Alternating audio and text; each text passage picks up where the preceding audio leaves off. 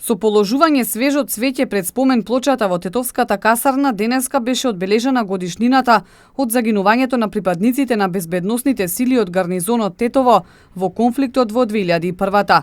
Командантот на гарнизонот, подполковник Игор Спасеновски, истакна дека со својата жртва загинатите покажале како треба да се сака и брани татковината. Она што е жално е тоа дека и во денешни услови не само што не се елиминирани изворите на загрозување и војните жаришта познати во минатото, туку напротив, тие секојдневно се прошируваат со нови, а како такви не ја одменуваат ниту Република Македонија.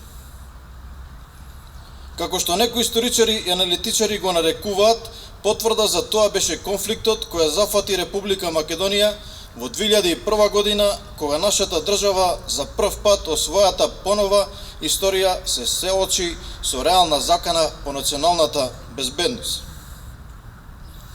Во текот на овој конфликт загинаа 78 припадници на армијата на Република Македонија и Министерството за внатрешни работи, а 401 се повредени. Загинати се 10 цивили и киднапирани се 25 кои се водат како исчезнати. Овој конфликт, кој правно заврши на 13 август со подпишување на рамковниот договор во Охрид, придонесе за последици кои се огледаа во човечки загуби, материјални добра и секако на најдолгорочните последици кои се одразија директно врз демократските процеси и врз економијата на државата.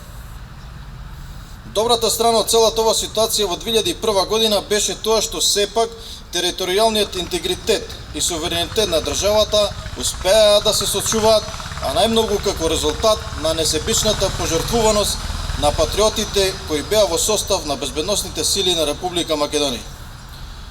Едни од тие патриоти беа и нашите 6 припадници од гарнизонот Тетово, кои херојски ги положија животите за да се постигне оваа возвишена цел. Подполковник Спасеновски во својот говор подсети на кобниот 5 јуни пред 16 години. На 5 јуни 2001 година на патот Шипковица-Гајре загинуваат постариот водник прва класа Исак Руфати, војникот Николче Гитанов, кој што го служувал редовниот воен рок, и војните обврзници Пеце Матичевски, Владко Миленковски и Благоја Силјановски. Сите петмина налетуваат на заседа и животот го губат во рок од 15 минути.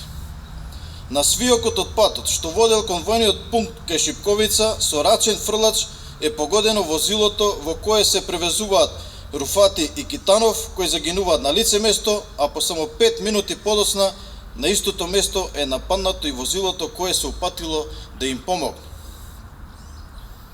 Во обидот да им помогнат на своите соборци загинуваат и Матичевски, Силјановски и Миленковски. Според увидот на возилата било пукано од страна на две групи од по 5 до 6 лица на далеченост од 8 до 10 метри.